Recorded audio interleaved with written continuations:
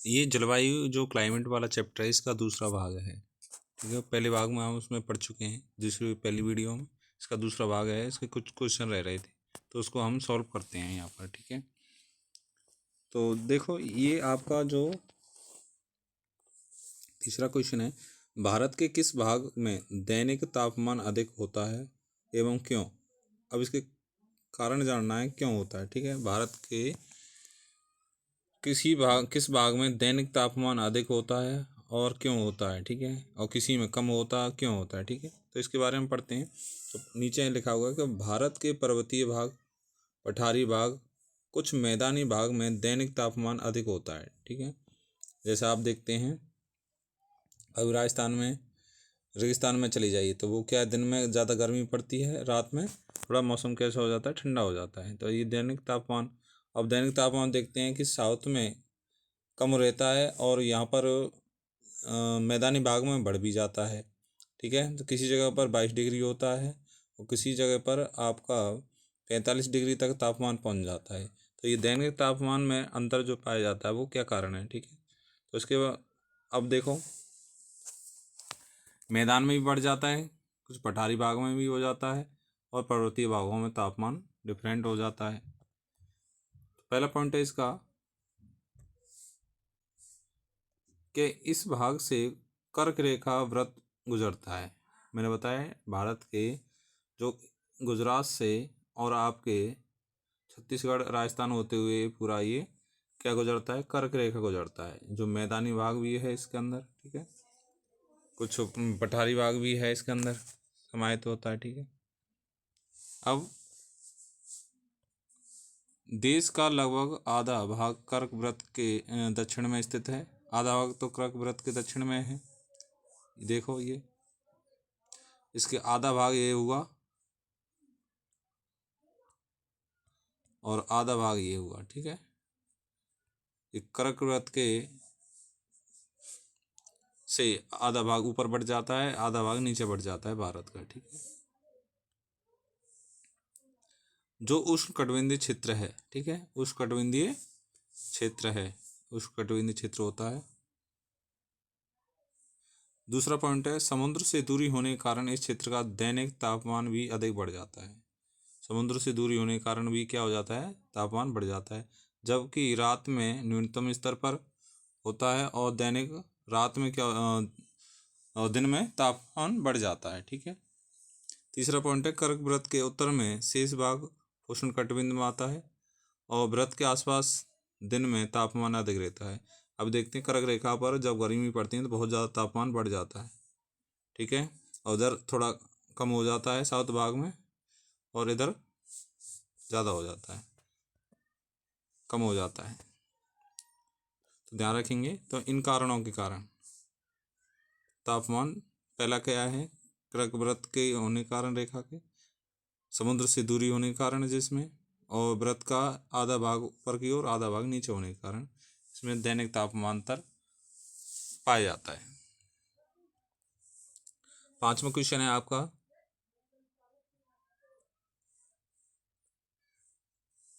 पांचवा क्वेश्चन है कि किन पवनों के कारण मालाबार तट पर वर्षा होती है। किन पवनों के कारण मालाबार तट पर वर्षा होती है, तो देखते हैं ना।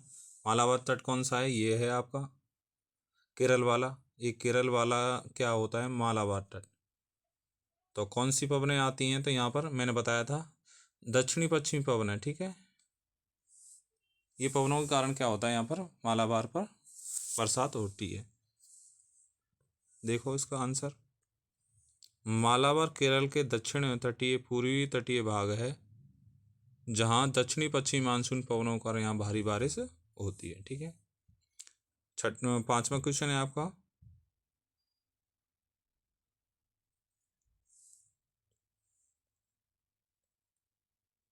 पांचवा क्वेश्चन है, जेट धारा क्या होती हैं। जेट धाराएं क्या होती हैं और किस प्रकार भारत की जलवायु को प्रभावित करती हैं। तो जेट धाराएं एक सक्रिय पट्टी के रूप में क्षोभमंडल पर, ठीक है, क्षोभमंडल आपने मंडल भी पढ़े होंगे ना। पहला है क्षोभमंडल, पृथ्वी की परतें होती क्षोभमंडल, सप्ताहमंडल, तापमंडल, मध्यमंडल और आयनमंडल और बहिर्मंडल, ठीक है। बहिर्मंडल, बहिर का मतलब होता है बाहर वाला मंडल, बहिर्मंडल, ठीक है। तो ये 5 हो गए। तो नीचे का जो है इसकी ऊं- जो लंबाई होती है, ऊंचाई होती है पृथ्वी से, जो जैसे माना ये पृथ्वी है, ये पृथ्वी पर जब ये क्या है मंड परतें हैं ये, ठीक है, हवा की। जैसे क्षोभमंडल हुआ, ये तो क्षोभमंडल हुआ आपका, ये समताप हुआ, ठीक है, ये मध्यमंडल हुआ, ये आपका आयनमंडल हुआ, ये आपका बहिर्मंडल हुआ, ठीक है। ऊपर का सारा बहिर्मंडल है। तो ये क्षोभमंडल में आप देखते हैं इसकी जो हाइट है, पोल्स पे है तो इसकी हाइट है कितनी है, हाँ, पोल्स पे इसकी 13 किलोमीटर, ठीक है। सॉरी, उसमें इक्वेटर पे, और पोल्स पे इसकी 8 किलोमीटर हाइट होती है, समझे ना।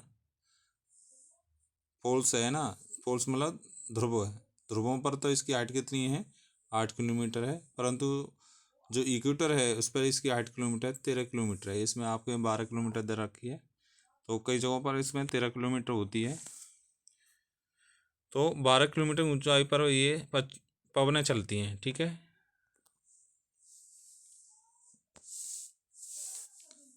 क्षोभमंडल में 12,000 मीटर, 12,000 मीटर का मतलब होता है 12 किलोमीटर से अधिक ऊंचाई पर प्रवाहित पश्चिमी हवाएं होती हैं।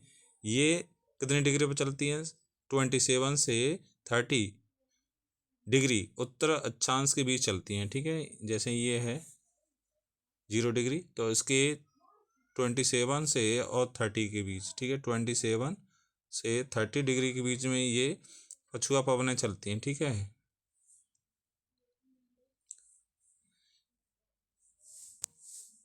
इसलिए इन्हें उपोष्ण कटिबंधीय पश्चिमी जेट धाराएं भी कहते हैं, ठीक। ये भारत में जेट धाराएं ग्रीष्म ऋतु को छोड़कर पूरे वर्ष हिमालय के दक्षिण में प्रभावित होती हैं। मैंने बताया था कि भारत से टकराकर 2 भागों में टूट जाती हैं, एक तो इधर आ जाती है और एक हिमालय की ओर चली जाती है।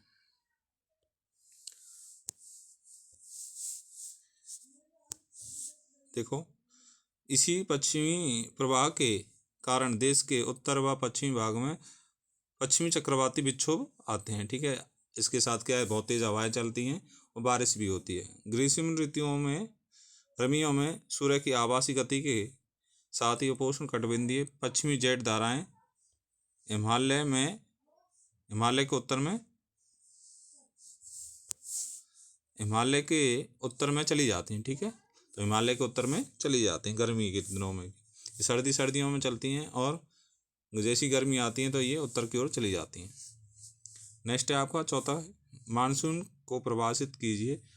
मानसून में विराम से आप क्या समझते हैं, मानसून में विराम से आप क्या समझते हैं, मानसून किसे कहते हैं, ये इसको ध्यान से पढ़ लेना। इसको, एक वर्ष के दौरान वायु की दिशा में ऋतु के अनुसार पर जो परिवर्तन होता है उसे कहते हैं मानसून, ठीक है। एक वर्ष में जो ऋतुओं के मौसम में जो परिवर्तन होता है, ऋतु की दिशाओं में जो परिवर्तन होता है एक वर्ष के अंदर, उसे कहते हैं मानसून।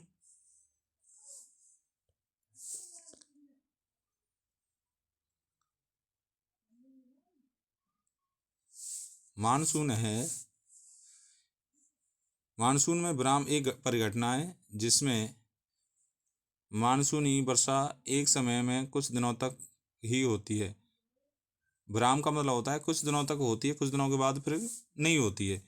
इनमें वर्षा का रहित अंतराल भी होते हैं। जब वर्षा में विराम आ जाता है तो 2 अवस्थाएं होती हैं। एक, गर्त का अक्ष मैदान के ऊपर होता है जब वर्षा होती है।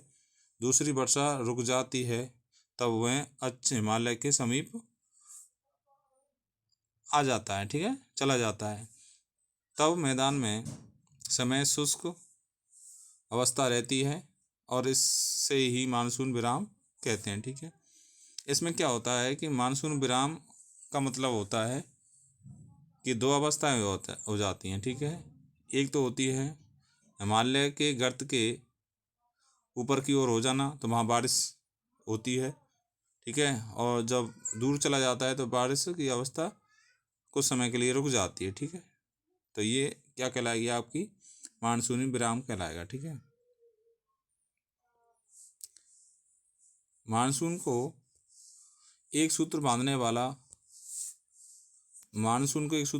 वाला क्यों समझा जाता है? क्योंकि भारत प्रत्येक भाग, चाहे जम्मू कश्मीर हो, तमिलनाडु हो, गुजरात से पूर्वी उत्तर भारत को भी मानसून को बेसब्री से प्रतीक्षा करते हैं, उनके जनजीवन से जुड़ा होता है। पूरे भारत में क्या है, मानसूनी वर्षा होती है, इसलिए।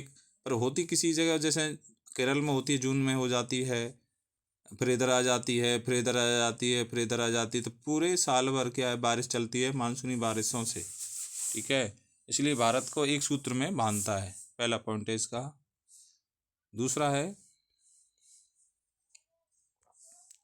मानसून की प्रत्येक स्थिति, जैसे मानसून का समय से आना, समय से पहले चले जाना, लंबे समय तक रहना, अचानक गायब हो जाना, यहाँ के लोगों का जीवन को भी प्रभावित करती है। आप देखते हैं, कभी बरसात ज़्यादा हो जाती है, कभी सर्दियों में बारिश हुई, देखो बारिश बहुत कम हुई थी, तो कभी ज़्यादा हो जाती है। तो ये मानसून का जीवन को क्या कर देता है, प्रभावित कर देता है। ठीक है, तीसरा पॉइंट है आपका, भारत में वर्षा के जल का वितरण कृषि प्रक्रियाओं में पूर्णतः मानसून पर निर्भर रहता है। अगर मानसून अच्छी बारिश हो जाती है तो अच्छी फसल हो जाती है, और अच्छी बारिश नहीं होगी तो फसलें भी अच्छी नहीं होगी। भारत के किसान भी, भारत की पूरी कृषि किस पर डिपेंड करती है, मानसून पर। मानसून को एक सूत्र बांधने वाला भी समझा जाता है। ठीक है, देखो आपका क्वेश्चन है, इसमें तीसरा क्वेश्चन दे रखा है इसका पॉइंट का। उत्तर भारत में पूर्व से पश्चिम की ओर वर्षा की मात्रा क्यों घटती है? कारण जानेंगे। देखो, पूर्व से पश्चिम की ओर, जैसे ये इंडिया है, ठीक है, इंडिया, तो जैसे ये पूरब हो गया, पूरब से ये यूँ चलती हैं, बरसात होती है, तो ये जैसे जैसे इधर चाहते हैं, दिल्ली के बीचों बीच आ जाते हैं, मेरठ के आसपास कुछ यूपी का भाग है, राजस्थान का कुछ भाग है, तो यहाँ बीचों बीच में जब आ जाते हैं तो यहाँ बारिश क्यों घटती है? इधर बारिश ज़्यादा होती है, इधर भी ज़्यादा होती है बारिश, इधर हो जाती है। जैसे जैसे पश्चिम की ओर चले जाते हैं तो बारिश घटती जाती है। ऐसा क्यों? देखो, जैसे पूरब से यूँ घटती जाती है, ये पूरब है और ये पश्चिम है, तो पूरब से पश्चिम की ओर, जैसे आप देखते हैं बिहार से और पंजाब की ओर जैसी जैसी मानसून आते हैं तो बरसात क्या होने लगती, घटती है। तो क्या कारण है इसके? तो पहला पॉइंट है आपका, देखेंगे इसमें। पहला पॉइंट, भारत में वर्षा का वितरण मुख्यतः देश के आकार पर नियंत्रण करता है। नियंत्रित होती है इस चीज़ पे। आकार कैसा है, उस आकार पर ही क्या करती है, डिपेंड करती है बरसात। यह पवनों के प्रवेश और मार्ग पर निर्भर करता है कि किधर से प्रवेश करती हैं पवनें और किधर से मानसून आते हैं, तो उस पर डिपेंड करता है। दूसरी बात होती है कि दक्षिणी पश्चिमी मानसून बंगाल की खाड़ी से प्रवेश कर भारत के उत्तरी पूर्वी भाग में अधिक वर्षा करती है। ठीक है, मैंने कहा कि जैसे मानसून है तो पहले तो इधर से टकराती हैं, तो एक धारा इधर चली जाती है, तो इधर धारा चली जाए बंगाल की खाड़ी से होती हुई यहाँ पर सबसे ज़्यादा बारिश करती है। मेघालय है, मानसीराम मैंने बताया था विश्व का सबसे ज़्यादा। अब जैसे यहाँ से टकराएंगे तो वापस जाती हैं, तो ये मानसून जब अंदर जाते हैं तो ये यहाँ तो बारिश तट के क्षेत्रों पर, जैसे उड़ीसा है, बिहार है, आपका पश्चिमी बंगाल है, तो इनमें तो बारिश खूब पड़ती है, क्योंकि तट के क्षेत्र पे जैसे जैसे इधर चलते जाते हैं तो ये बारिश कम होती जाती है। ठीक है, तो इसके भू आकार पे भी क्या करता है, डिपेंड करता है। प्रवेश तो कर जाते हैं कहाँ से, बंगाल की खाड़ी से कर जाते हैं, और जिस कारण यहाँ पर सबसे अधिक बरसात होती है। पूर्वी भाग जो 7 सिस्टर हैं, स्टेट हैं, तो यहाँ पर सबसे ज़्यादा बारिश होती है। यह अपने साथ अधिक मात्रा में जलवाष्प नमी लाती है, क्योंकि बंगाल की खाड़ी बीच में पड़ जाती है, ये यहाँ से क्या आ जाती हैं, पानी भर के ले जाते हैं, सीधी यहाँ पे बारिश करती हैं। आगे बढ़कर ये उत्तर पश्चिम की ओर जाती हैं। अब ये कहाँ जाएंगे, जैसे ही उत्तर पश्चिम की ओर जाती हैं इधर, ठीक है, तो जल वाष्प की नमी मात्रा घट जाती है, क्योंकि बारिश जब यहीं ज़्यादा कर देंगी तो इधर क्या सूखी तो जाएंगी इधर पवने। ठीक है, तो इधर क्या है, जो थोड़ी मात्रा बारिश की होती है पवनों में नमी होती है वो बारिश हो जाती है, जिसमें इन क्षेत्रों में वर्षा कम होती है। ठीक है,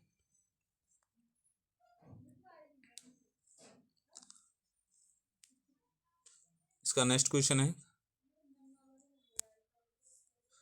भारतीय उपमहाद्वीप में वायु की दशा में मौसमी परिवर्तन क्यों होता है? ठीक है, मौसमी परिवर्तन क्यों होता है? देखो,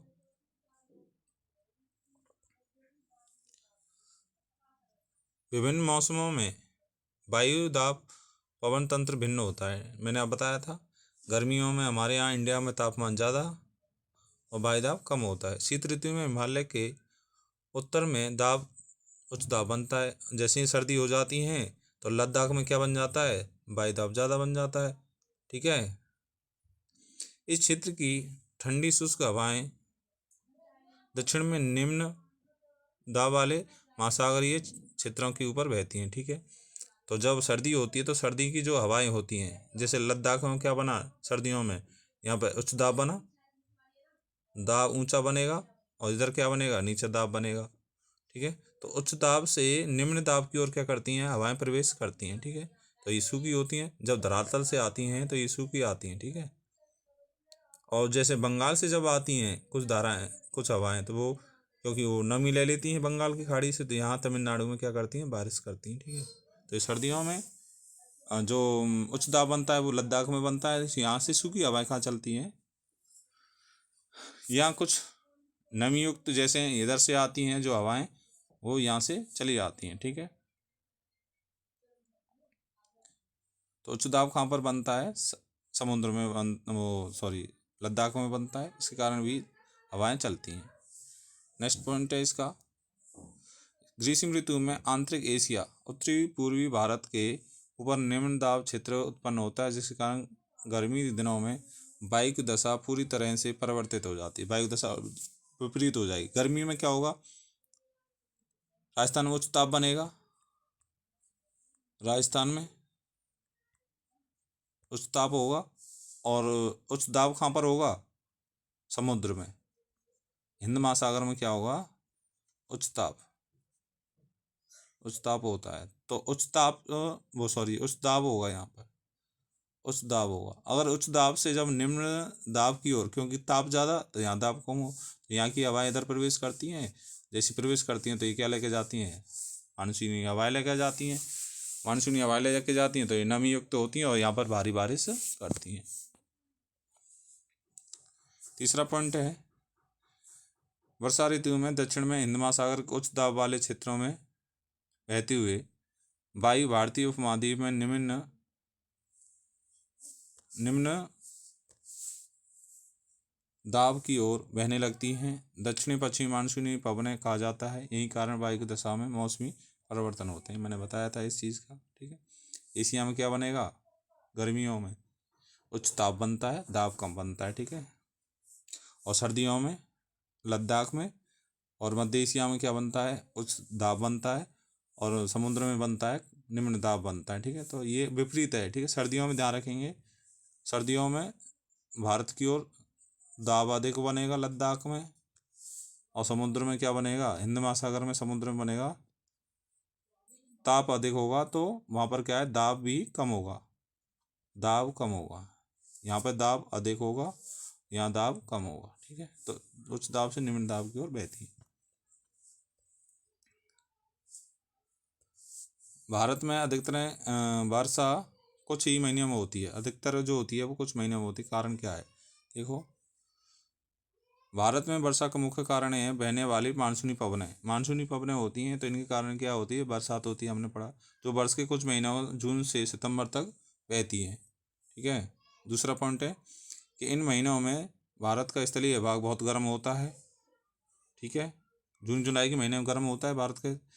महासागरीय भाग कम गर्म होता है, महासागरीय कम भाग गर्म होता है, जिससे हिंद महासागर के ऊपर उच्च दाब उत्पन्न होता है, और वायु की दशा उच्च दाब से इस उपमहाद्वीप स्थल की निम्न दाब की ओर बहने के कारण यह अपने साथ बहुत अधिक मात्रा में जलवाष्प और नमी लेकर आती है, और इसलिए बारिश करती है। ठीक है, तो इसलिए ये क्या करती है? बारिश। मैंने बता भी दिया। जलवायु किसे कहते हैं? तो एक विशाल क्षेत्र में लंबे समय 30 से वर्ष से अधिक जलवायु के कुछ मौसमी परिवर्तन होते हैं। क्या कहते हैं? मौसमी जो परिवर्तन हो रहे हैं उन्हीं को एक 30 वर्ष के अंदर जो मौसमी परिवर्तन होते हैं उसको क्या कहते हैं? जलवायु कहते हैं। ठीक है। मानसून किसे कहते हैं? मानसून अभी बताया था। मानसून का अर्थ होता है एक वर्ष के दौरान जो वायु दशा में ऋतु के अनुसार जो परिवर्तन होता है या दिन बाई दिन जो परिवर्तन होते हैं उसे क्या कहते हैं? मानसून कहते हैं। ठीक है। मौसम और जलवायु में विभिन्न अवयव हैं। तत्व कौन कौन से? देखो, तापमान है, दाब है, पवन है, आर्द्रता है, वृष्टि है। वृष्टि का मतलब वर्षा। ये क्या होते हैं? तत्व होते हैं। इन्हीं में परिवर्तन होता है। मानसून में भी पाया जाता है, जलवायु के अंदर भी ये तत्व पाए जाते हैं। ठीक है। जलवायु और मौसम कोई वस्तु नहीं है, ये मतलब मौसमी परिवर्तन है। ठीक है। जैसे तापमान, दाब, वायु की पवन चलना, आर्द्रता नमी युक्त। ठीक है। और वृष्टि वर्षा वाला। तो ये इसके मुख्य तत्व पाए जाते हैं। इसमें कुछ क्वेश्चन हैं, जैसे भारत की जलवायु को मानसून जलवायु क्यों कहा जाता है? इसने हमने अभी पढ़ा था इसके बारे में। क्यों होती है कि ये भारत क्या है कि वो 20 डिग्री उत्तर से 20 डिग्री उसके बीच में स्थित है। ठीक है। भारत है जो 20 डिग्री उत्तर और 20 डिग्री दक्षिण के बीच में स्थित है। क्योंकि भारत की वो 23 डिग्री पर तो क्या जाती है? कर्क रेखा जाती है। तो कर्क रेखा 23 डिग्री से, मान लो 23 डिग्री से, तो हमारे जो 20 डिग्री से 20 डिग्री तो क्या रहता है? उष्णकटिबंध होता है। इसलिए ये क्षेत्र भारत का साउथ भाग किस में आता है? उष्णकटिबंध क्षेत्र में आता है। इसलिए यहाँ पर कौन सी जलवायु पाई जाती है? मानसूनी जलवायु पाई जाती है। दूसरा पॉइंट है इसका, भारत का उत्तर की ओर आधा भाग उपोष्ण क्षेत्र में पड़ता है जिसमें व्यापारिक पवनें बहती हैं। दाब और सतही पवनें के ऊपरी तन संचार विक्षोभ और उष्णकटिबंधीय चक्रवात की दशाएं भी होती हैं। ठीक है। इसमें एल नीनो दक्षिणी दोलन की घटनाएं भी प्रकटित होती है। इसलिए कौन सी जलवायु पाई जाती है इसमें? मानसूनी।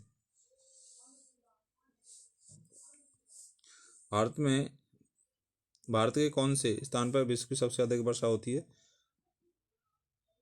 मेघालय में। ठीक है। ये मेघालय में है, मेघालय में। ठीक है। मानसीराम। ठीक है। मानसराम है। ठीक है। मानसराम है मेघालय के अंदर। ठीक है। चेरापूंजी, पूरे एरिया को क्या कहते हैं? चेरापूंजी। और चेरापूंजी में जगह का नाम है मानसराम। ठीक है। ये नहीं है, असम नहीं। ठीक है।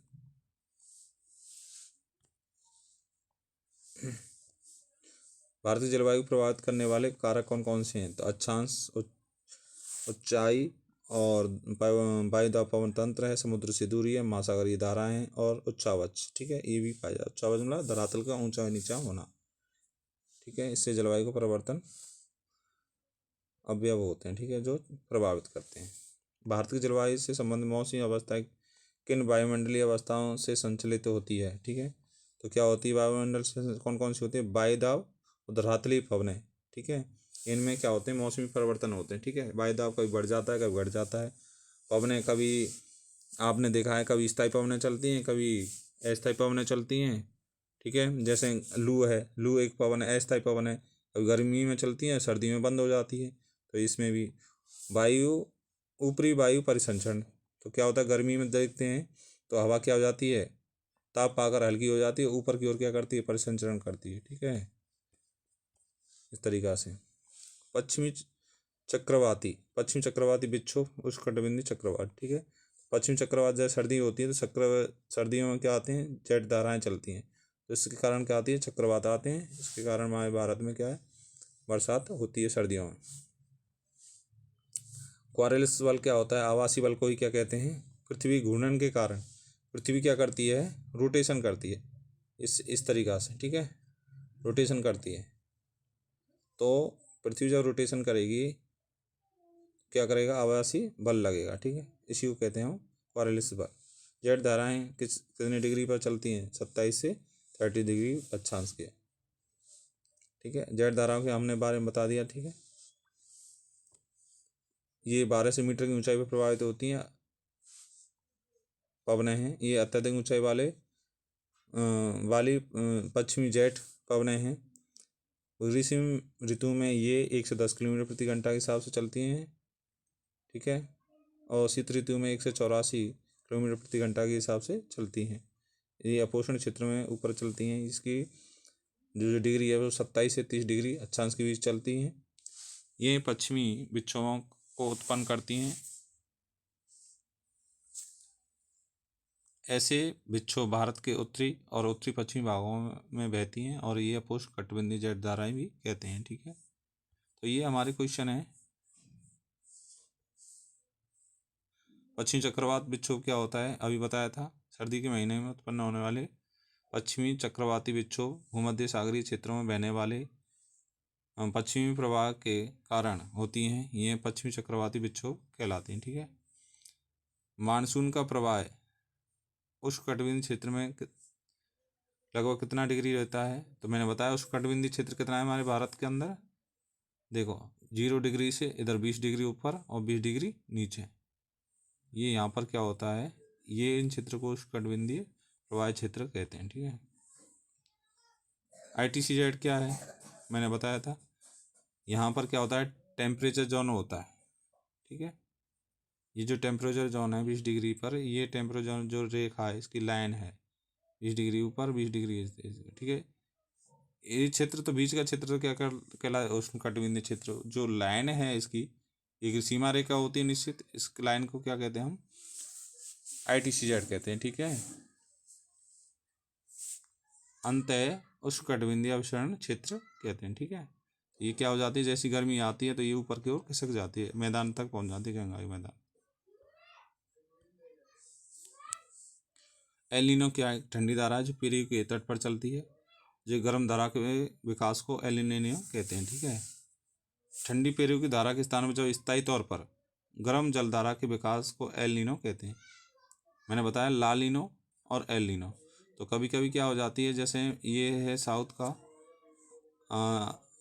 साउथ अमेरिका है, USA, साउथ USA, ठीक है। तो जैसे ही इसमें क्या होता है पेरू के तट पे, तो यहाँ पे ठंडी धारा आती है, इधर से गर्म धारा इसका क्या ले लेती है, स्थान ले लेती है, इसको हटा देती है। तो ये इसके कारण क्या होता है, ये गर्म हो जाता है। गर्मी के कारण क्या है, तापमान बढ़ेगा तो यहाँ पे बारिश कम होती है, ठीक है। टेम्परेचर को बढ़ाती है इस स्थान को, ठीक है। इस कारण से यहाँ टेम्परेचर बढ़ता है तो यहाँ पर बारिश, इंडिया में भी बारिश को प्रभावित कर देती है। तो इसको कहते हैं एल नीनो, ठीक है। अर्ध जलवायु का आगमन कब होता है, जून के महीने में होता है। कब होता है, जून के महीने में, मैंने बताया था केरल में होता है, ठीक है। और कब तक चलता है, लास्ट सितंबर तक चलता है, ठीक है। जून से सितंबर तक। काल वैसाखी क्या है, मैंने बता दिया था। काल वैसाखी पश्चिमी जो अप्रैल के महीने में जो गर्म तेज़ हवाएं आंधियाँ चलती हैं, अप्रैल में वर्षा होती है थोड़ी, ठीक है। थोड़ी वर्षा होती है और तेज़ आंधी चलती हैं, बहुत हानिकारक होती हैं। इसलिए पश्चिमी बंगाल में इसको काल वैसाखी कहते हैं। क्यों, क्योंकि ये सबसे ज़्यादा हानि पहुंचाती हैं। मूसलाधार वर्षा होती है, गरजते भी हैं। इसके कारण यहाँ पर वृष्टि भी हो जाती है, ओले भी पड़ जाते हैं और ये नुकसान के लिए बहुत ही जाना जाता है, इसलिए काला वैसाखी कहते हैं। बिहार हुआ, छत्तीसगढ़ हुआ, आसाम हुआ, इसमें काला वैसाखी कहते हैं, ठीक है। और मैंने बताया कर्नाटक में इसको आम्र वर्षा, ठीक है, चेरी ब्लॉसम भी कहते हैं, क्योंकि यहाँ पर कॉफ़ी के बागानों के लिए बहुत महत्वपूर्ण है ये वर्षा, ठीक है। भारत के द्वीप समूहों में कब वर्षा होती है, अप्रैल के महीने में, ठीक है। प्रथम सप्ताह में, मई के प्रथम सप्ताह तक वर्षा प्राप्त करते हैं, ठीक है। भारत के द्वीप समूह, ठीक है। द्वीप समूह का मतलब होता है जैसे आइलैंड, जैसे अंडमान निकोबार है, तो ये अंडमान निकोबारों में अप्रैल के महीने में बहुत ज़्यादा बारिश होती है इनमें, ठीक है। जो काल वैसाखी इंडिया में काल वैसाखी होती है, ठीक है, आइलैंड होते हैं उनमें होती है अप्रैल के महीनों में, ठीक है। जैसे अंडमान निकोबार है, यहाँ द्वीप समूह है, ठीक है। ये है, देखो भारत की जलवायु कैसी है, मानसूनी जलवायु। कैसी जलवायु है, मानसूनी जलवायु है। मानसूनी जलवायु विश्व के किन भागों में पाई जाती है, तो मानसूनी जलवायु मैंने बताया था एशिया के दक्षिणी पूर्वी भागों में पाई जाती है। भारत नेक्स्ट क्वेश्चन है, भारत जलवायु सामान्य प्रतिरूप में एक रूपता होते हुए देश की जलवायु अवस्था में प्रादेशिक भिन्नता है। देखते हैं, आप देखते हैं ना इस चीज़ को कि अधिक गर्मी पड़ती है। जलवायु जब यहाँ की जो जलवायु कैसी है, मानसूनी जलवायु समान है सबकी, परंतु फिर भी यहाँ पर क्या है, अधिक अलग अलग पाया जाता है, अंतर पाया जाता है फिर भी, ठीक है। जलवायु के अंदर देखो, इसमें टेम्परेचर गर्मियों में राजस्थान के मरुस्थल में कुछ स्थानों पर 50 डिग्री तक पहुँच जाता है, जबकि जम्मू कश्मीर में पहलगांव में तापमान 20 डिग्री, ठीक है, 20 डिग्री तक रहता है। और सर्दी के मौसम में जम्मू कश्मीर में द्रास का भाग तापमान है जो 45 डिग्री तक हो जाता है, ठीक है, सर्दी में -45, ठीक है। और त्रिवेंद्रपुरम में इसका 20 डिग्री तक हो जाता है, समझे ना। तो तापमान सर्दियों में देखो, उसी भारत के अंदर मानसूनी जलवायु होते हुए भी तापमान भी अलग अलग पाया जाता है, तापांतर है। देखो, हिमालय में वर्षण अधिकतर हिम के रूप में होती है। देखो, हिमालय में जो वर्षा होती है वो अधिकतर किस में होती है, आइस के रूप में होती है, हिमवर्षा होती है, ठीक है। तथा देश के अन्य शेष भागों में वर्षा के रूप में होती है, बूंदों के रूप में होती है। तटीय क्षेत्र में तापमान अंतर कम होता है। देश के आंतरिक भागों में मौसमी व ऋतुनिष्ठ अंतर भी अधिक होता है।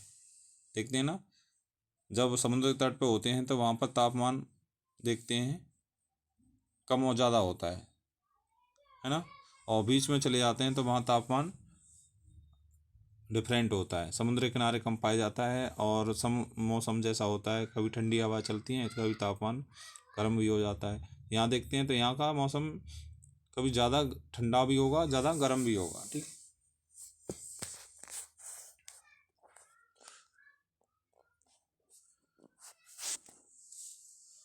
किस क्षेत्र की जलवायु को नियंत्रण करने वाले कारकों के नाम से जाने जाते हैं, ठीक है। कौन कौन से तत्व हैं जो जलवायु को प्रभावित करते हैं, नियंत्रण करते हैं, ठीक है, कौन कौन से हैं।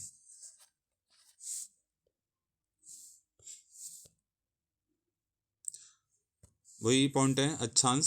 जैसे जैसे आप ऊपर की ओर जाते हैं तो उसमें क्या करते हैं, प्रभावित करते हैं। तुंगता ऊंचाई है, वायु दाब पवन तंत्र है, और समुद्र से दूरी है। ये क्या करते हैं, जलवायु को नियंत्रण या प्रभावित करते हैं, ठीक है। ये इनकी व्याख्या दे रखी है, महासागरीय धाराएं और उच्चावच, ठीक है। ये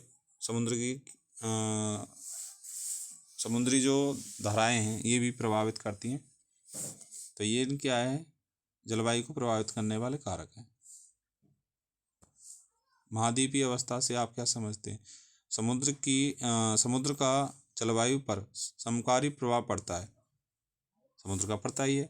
जैसे ये समुद्र हुआ आपका, ये आपका धरातल हुआ, ठीक है।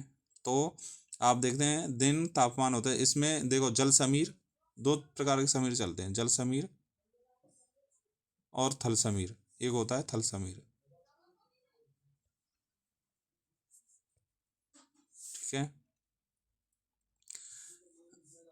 थल समीर का मतलब होता है जो स्थल से पवनें चलती हैं जल की ओर, उससे वो कहलाती हैं थल समीर, ठीक है। और जो जल से स्थल की ओर चलती हैं वो कहते हैं जल समीर, ठीक है।